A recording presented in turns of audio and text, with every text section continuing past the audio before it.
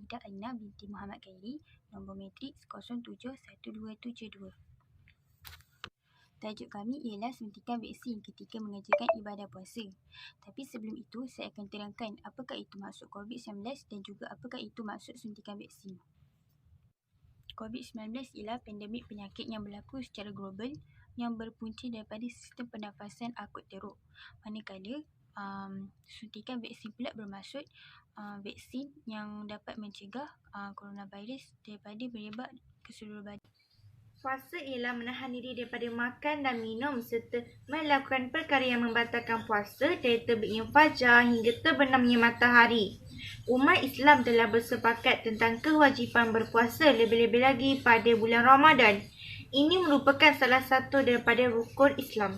Namun, timbul satu persoalan tentang apakah hukum jika kita mengambil suntikan vaksin dalam keadaan berpuasa. Adakah ia membatalkan puasa kerana ia memasukkan sesuatu ke dalam badan kita? Ini telah menimbulkan kontroversi umat Islam lebih lagi pada pandemik COVID-19 dan kewajipan mengambil suntikan vaksin. Seterusnya, objektif bagi kajian ini yang pertama ialah menyatakan konsep dan takrifan mengenai vaksin dan puasa. Hal ini kerana dua topik ini merupakan dua topik yang dikaji untuk menjawab persoalan ini. Yang kedua, mengesahkan sumber-sumber yang benar dan sahih untuk dijadikan rujukan dan panduan untuk mengeluarkan hukum. Sumber-sumber yang boleh dirujuk adalah Al-Quran dan As-Sunnah dan para syekh dan ulama yang boleh dipercayai. Di samping itu, objektif lain kajian kami ialah untuk mengetahui apakah hukum yang telah ditetapkan mengikut peredaran zaman dan cara untuk menghayati hukum yang telah ditetapkan mengikut syarak berdasarkan situasi. Dalam setiap perbincangan kami, terdapat satu masalah yang sering bermain dalam fikiran umat Islam, iaitu tentang suntikan vaksin dalam mengerjakan ibadah puasa. Jadi, persoalannya, apakah hukum suntikan vaksin ketika mengerjakan ibadah puasa? Menurut pandangan Syekh Yusuf Al-Qaradawi, suntikan tidak membatalkan puasa walaupun suntikan itu dilakukan pada siang hari di bulan Ramadan, kerana suntikan bukan termasuk dalam kategori makan atau minum dari sudut syarak. Melakukan suntikan vaksin COVID-19 pada siang hari di bulan Ramadan adalah diharuskan. Bismillahirrahmanirrahim. Assalamualaikum warahmatullahi wabarakatuh. Nama saya Nur Afina Akilah binti Jamal Abdul Nasir. Nombor matriks saya 071326.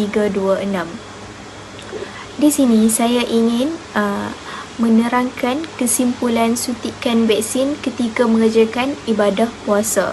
Kesimpulannya ialah hukum melakukan suntikan vaksin COVID-19 pada siang hari di bulan Ramadan adalah diharuskan dan tidak membatalkan puasa kerana suntikan tersebut tidak melalui rongga yang terbuka. Okey.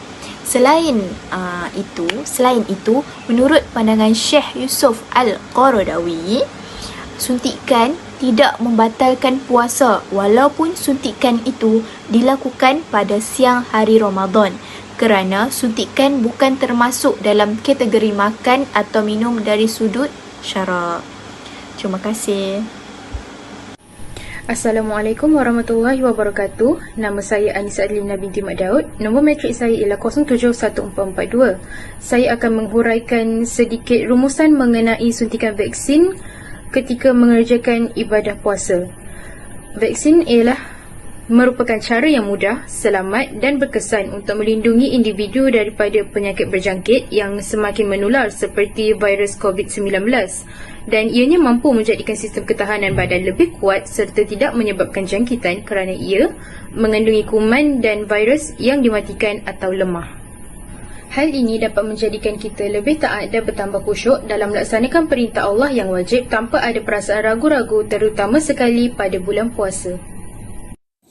Dan akhir sekali, setinggi-tinggi kesyukuran dipanjatkan ke hadrat Allah Subhanahu Wa Taala kerana dengan izin dan limpah kurnianya dapat kami menyiapkan tugasan ini dengan penuh jayanya.